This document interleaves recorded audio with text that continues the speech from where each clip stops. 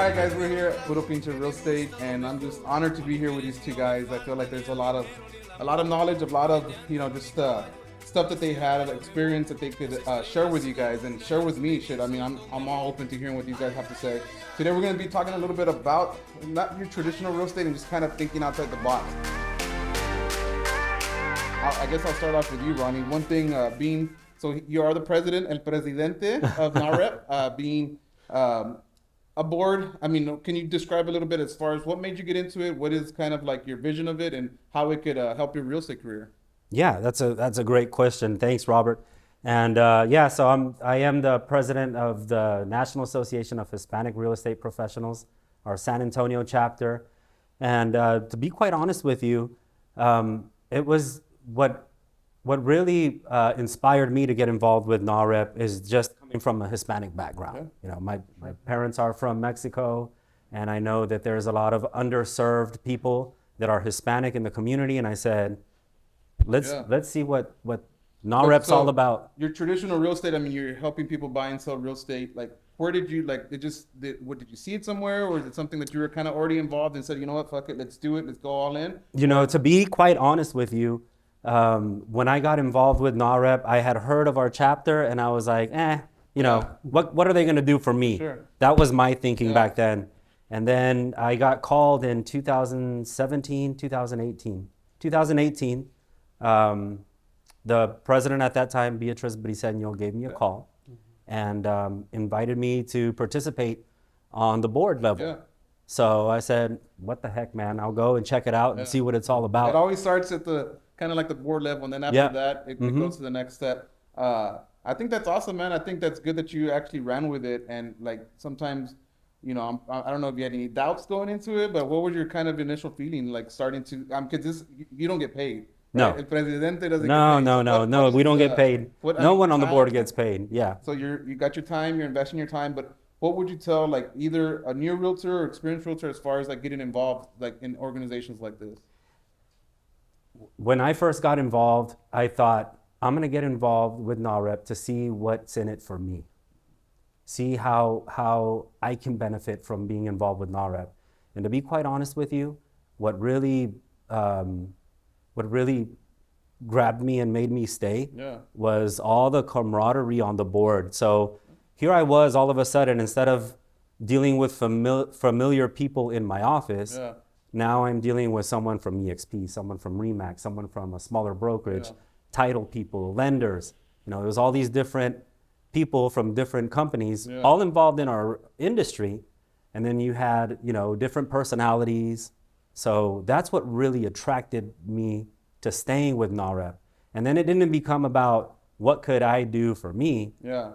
It started to turn into, well, what can I do for someone? Like, you know, because what it did for me was the board poured into me and it made me a better person. So how could I pour into other people?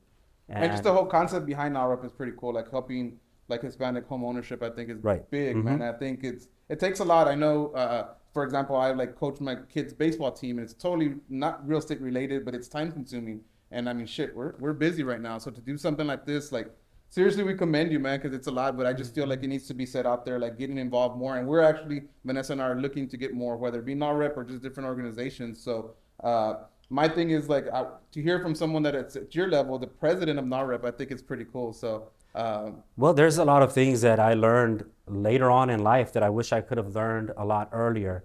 And it was being involved in NAREP that really gave me that knowledge to say, holy shit, man, you know, maybe I should be doing this. Yeah. Maybe I should be operating this way.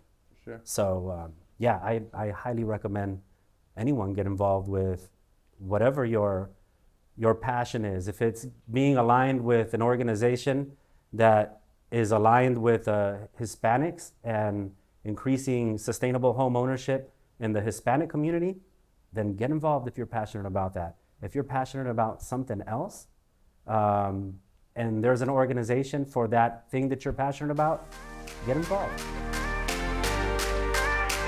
So one thing that I've always talked to my agents and just people that I know is like, if you're only selling real estate with your license, it's pretty stupid. I mean, I just hate to be blunt, but I mean, you guys obviously have different streams of income, and I think they say like the average millionaire has what, 7 streams of income. So being in real estate, it should all kind of feed it off of real estate. That's just my opinion. I know you got a convenience store, which is, it's a good opportunity. It's pretty crazy, but what do you guys think? I mean, what, as far as like, if you're licensed, you go and you get your real estate license, you're helping people buy and sell homes. Like, what should be your next level? What's something that you do, for example, that has helped you out?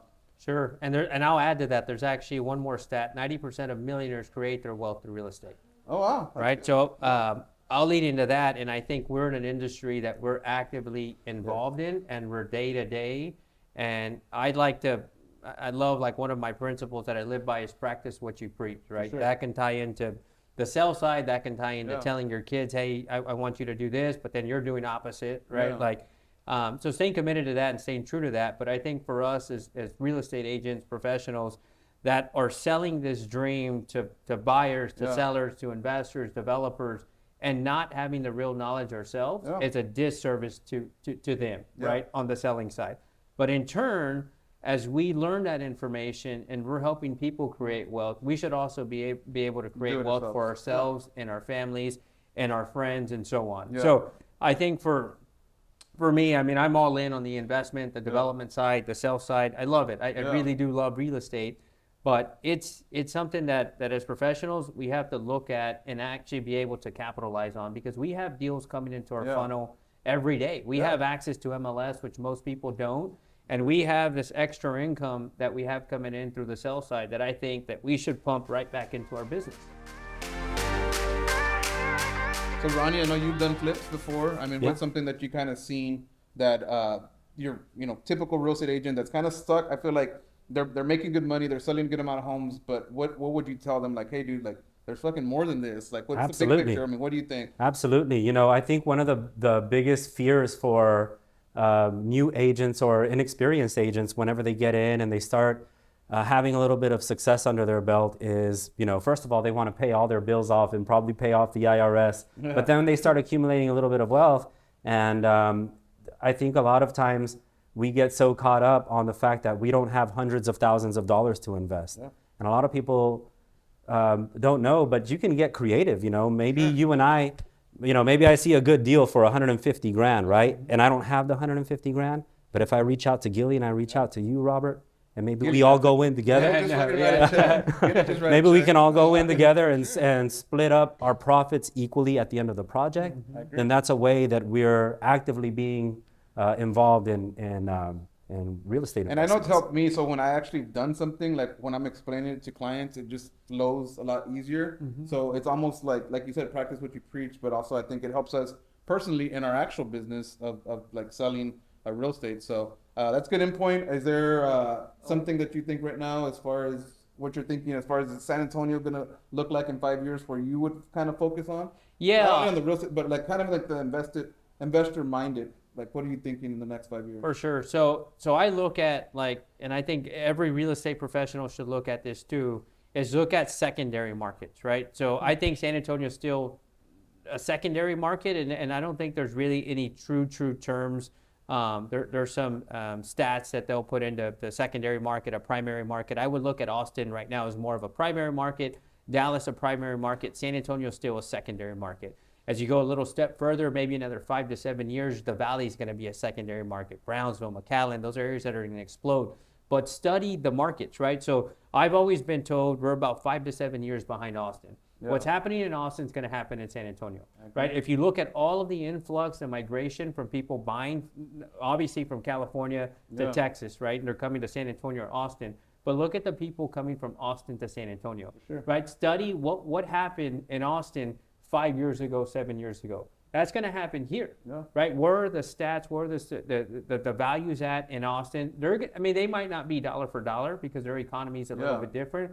They're driven by the tech industry. But it's history. It's history, correct. I get it. Yeah. And we'll be one big metro. Like from here to all, you're not even going to be able to tell if you're leaving San Antonio and ending up in Austin, right? All up and down this 35-281 corridor. So for me, I think there's opportunity all over. My niche, my focus on the investment side is downtown and the south side, and that's because that's my backyard, and I know it very well. I know the culture, I know the people, so I go all in. Yeah. But I think if people as agents have more knowledge on the hill country like area. Study 281. That's going to explode. It's already exploding. Study Spring Branch.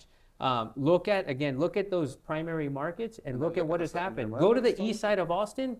I was there last summer with some developers out of New York. We could not find a property that wasn't a tear down. There's one tear down under $850,000. Holy fuck. Right? You look over here in the east side, it's like, oh man, that lot's expensive. It's $100,000. That lot was $4,000, $3,000 8 years ago, right? Because that was tax value. They couldn't even give the lots away here. But look at what's happened over there. That was the same thing in the east side of Austin.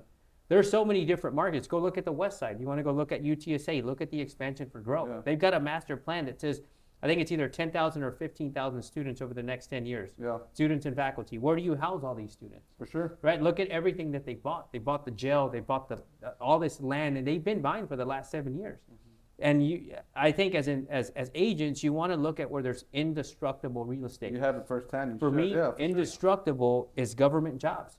They're not going to go to knock down UTSA. They're not going to go knock down the courthouse. They might relocate the courthouse, but they're not going to take all those jobs away. They're not going to take the police stations away, right? There's job growth here.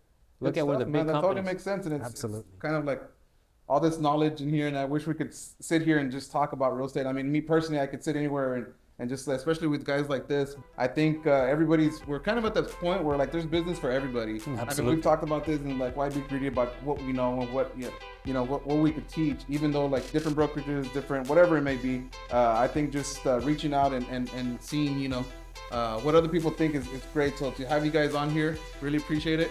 Good stuff. Thank you, Rob. Appreciate you, man. Tune in again, guys. Puro Pinche Real Estate.